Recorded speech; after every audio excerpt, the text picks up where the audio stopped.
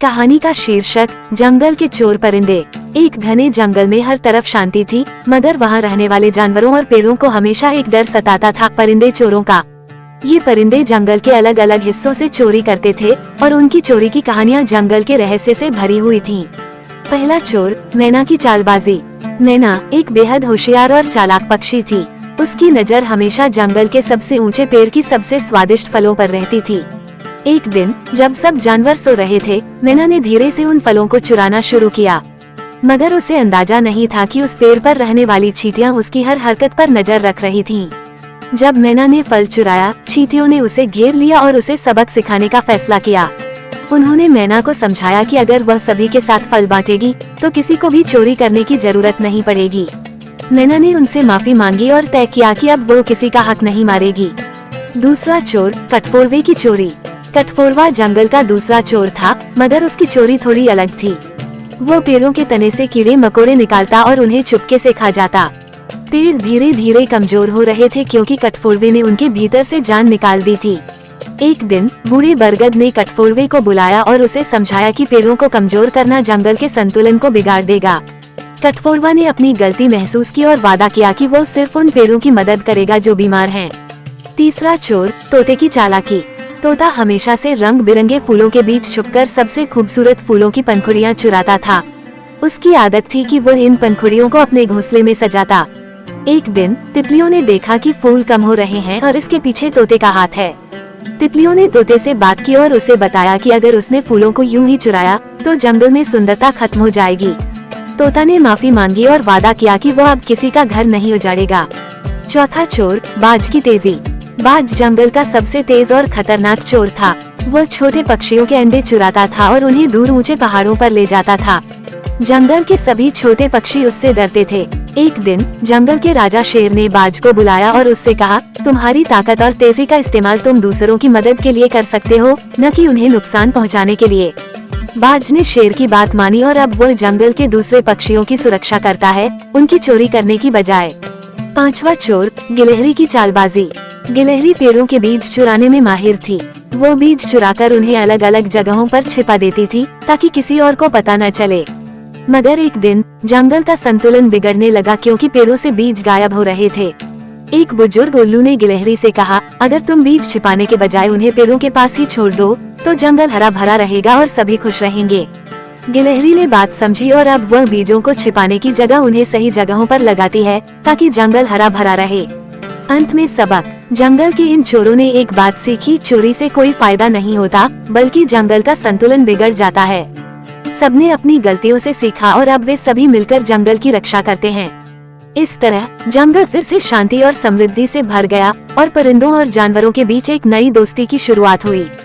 संदेश, हर जीव का काम मिलजुल कर करना चाहिए, न कि किसी का नुकसान करके अपना भला सोचने का।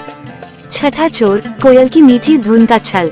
कोयल अपनी मीठी आवाज के लिए जानी जाती थी, लेकिन उसके पीछे एक बड़ा छल छुपा था। वो अपनी आवाज का उपयोग करके जंगल के अन्य पक्षियों के घोंसलों में अंडे दे देती थी। जब दूसरे पक्षी अंडे सेते तो उन्हें समझ ही नहीं आता कि उनके घोंसले में कोयल के अंडे कैसे आ गए।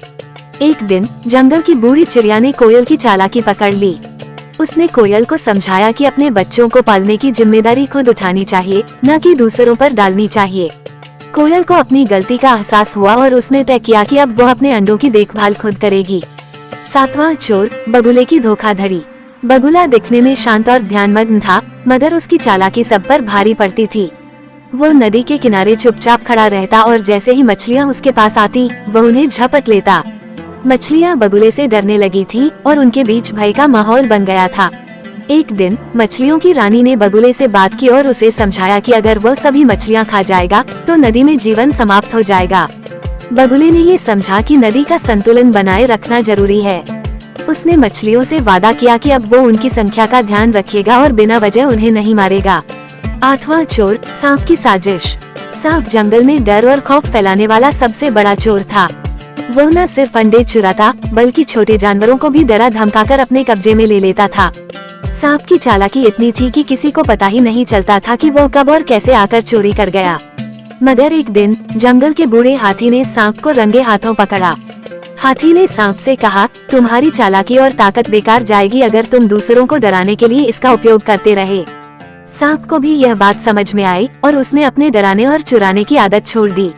अब वो जंगल के संतुलन में अपना योगदान देता है। 9वां चोर, लोमड़ी की चतुराई। लोमड़ी जंगल की सबसे चतुर चोर मानी जाती थी। वह छोटे जानवरों से खाना चुराने में माहिर थी। उसकी चालाकी से बचना मुश्किल था। एक दिन एक छोटा खरगोश अपने खाने की रक्षा करने की कोशिश कर रहा था, मगर लोमड़ी ने फिर भी उसका खाना चुरा लिया। जंगल के बड़े जानवरों ने जब ये देखा तो उन्होंने लोमड़ी को घेर लिया। शेर ने लोमड़ी से कहा, तुम्हारी चतुराई का उपयोग जंगल की भलाई के लिए हो सकता है। अगर तुम सबके साथ रहोगी तो किसी को भी तुम्हारे जैसे बुद्धिमान साथी की कमी महसूस नहीं होगी। लोमड़ी को अपनी गलती का एहसास हुआ और अब वो जंगल के जानवरों की मदद करती है, चोरी करने की बजाय। 10वां चोर, बंदर की शरारत। बंदर हमेशा से जंगल का सबसे शरारती चोर था। वो फल, फूल और यहाँ तक कि जानवरों के घरों से चीजें चुराकर भाग जाता था। उसे यह एक खेल लगता था। एक दिन बंदर ने जंगल के सभी जानवरों की चीजें चुरा ली और पेड़ पर छिपा दी। जब जानवरों ने देखा कि उनकी चीजें गायब हो गई हैं, तो वे बहुत परेशान हो गए। बंदर को लगा कि उसकी शरारत काम कर गई है, मगर जब उसने देखा कि उसकी हरकत से सब दुखी हैं, तो उसे पछतावा हुआ। उसने सबकी चीजें वापस कर दी और वादा किया कि अब वो अपनी शरारतों से किसी को दुखी नहीं करेगा। कहानी का अंत। जंगल के इन सभी चोरों ने एक बात सीखी, चोरी और चालाकी से सिर्फ नुकसान होता है। सभी ने एक दूसरे की मदद करने की कसम खाई। जंगल में अब कोई डर या धोखा नहीं था, बल्कि सबने मिलकर एक खूबसूरत और संतुलित जीवन जीने की शुरुआत की। पक्षी, जानवर और पेड़ अब साथ रहते थे और जंगल में एक नई शांति और प्रेम का माहौल बन गया था। संदेश, दूसरों के अधिकारों का सम्मान करना और अपने कर्तव्यों को समझना ही सही जीवन का रास्ता है। 11वां चोर, बत्तख की मूर्खता। बत्तख, जो पानी में तैरना पसंद करती थी, उसने एक दिन अपने दोस्तों के अंडे चुराने का मन बनाया। उसने सोचा कि अगर वह इन अंडों को खा लेगी तो उसके लिए यह एक बड़ा आनंद होगा। लेकिन जब उसके दोस्तों ने देखा कि अंडे गायब हैं, तो वे बहुत दुखी हुए। सभी जानवरों ने बत्तख को ढूंढा और उसे समझाया कि चोरी करने से कभी भी खुशी नहीं मिलती। बत्तख ने अपनी गलती का एहसास किया और तय किया कि वो कभी भी किसी का अंडा नहीं चुराएगी। अब वो अपने दोस्तों की रक्षा करती है और उन्हें बताती है कि अंडे कितने महत्वपूर्ण होते हैं। 12वां चोर, चिड़िया की मददगार प्रवृत्ति। एक बार एक छोटी चिड़िया ने देखा कि जंगल के एक कोने में कुछ छोटे जानवरों के लिए भोजन की कमी हो रही है। उसने सोचा कि वह इस स्थिति का फायदा उठाकर उनकी चीजें चुराएगी। लेकिन जब उसने देखा कि छोटे जानवर कितने परेशान हैं, तो उसका दिल पसीज गया। उसने उन जानवरों को अपनी मदद देने का निर्णय लिया। उसने अपने दोस्तों से बात की और सबने मिलकर खाने के कई बीज इकट्ठा किए। चिड़िया ने सीखा कि दूसरों की मदद करने से ही सच्ची खुशी मिलती है। 13वां चोर, काले कौवे का स्वार्थ। काला कौवा हमेशा से स्वार्थी था। वह अपने लिए हर चीज चुराता था, चाहे वह फल हो, बीज हो या फिर छोटे जानवरों के खाने के लिए। एक दिन जब कौवा अपने लिए सबसे बड़ा फल चुराने गया, तो उसने देखा कि उसके दोस्तों को भूख लगी है। उन्होंने उससे मदद मांगी, लेकिन वो उन्हें नकार कर चला गया। बाद में जब उसने देखा कि वह अकेला है और कोई उसके पास नहीं है, तो उसने समझा कि स्वार्थी होना उसे अकेला कर देगा। उसने फिर से अपने दोस्तों से माफी मांगी और अब वह सबके साथ फल बांटता है। 14वां चोर, ऊंट की भूल। ऊंट जंगल का एक बड़ा जानवर था, लेकिन उसकी एक बड़ी कमजोरी थी, वो हमेशा अपनी ऊंचाई का फायदा उठाकर फल तोड़ता था। वह दूसरों की मेहनत से बड़े फलों को अपने लिए चुराने में आनंदित होता था। एक दिन जब ऊंट ने बहुत सारे फल तोड़े और अपने दोस्तों के पास गया, तो उसने देखा कि सभी बहुत दुखी हैं। ऊंट ने महसूस किया कि उसकी हरकत से न सिर्फ वह बल्कि उसके दोस्त भी दुखी हो रहे हैं। उसने उन फलों को सबके साथ बांटने का निर्णय लिया और अब ऊंट ने अपनी ऊंचाई का इस्तेमाल सिर्फ दोस्तों की मदद के लिए करने का निर्णय लिया। 15वां चोर, गिलहरी की सच्चाई। गिलहरी ने हमेशा अपने खाने को चुराने की कोशिश की।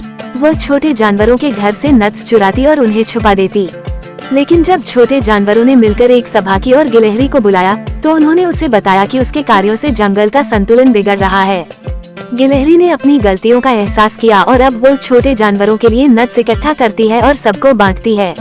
अंतिम सीख, जंगल के सभी जानवरों ने मिलकर तय किया कि वे अब हमेशा एक दूसरे की मदद करेंगे और किसी का भी हक नहीं मारेंगे। उन्होंने एक दूसरे से वादा किया कि वे हमेशा मिलकर काम करेंगे और जंगल को सुरक्षित और खुशहाल बनाए रखेंगे। कहानी का निष्कर्ष, हर जीव का अपना महत्व होता है। यदि हम एक दूसरे की मदद करें, तो हम सभी सुखी रह सकते हैं। चोरी से हमें कुछ नहीं मिलता, बल्कि हमें अपने दोस्तों और सहजीवियों के साथ मिलकर जीवन जीने की कला सीखनी चाहिए।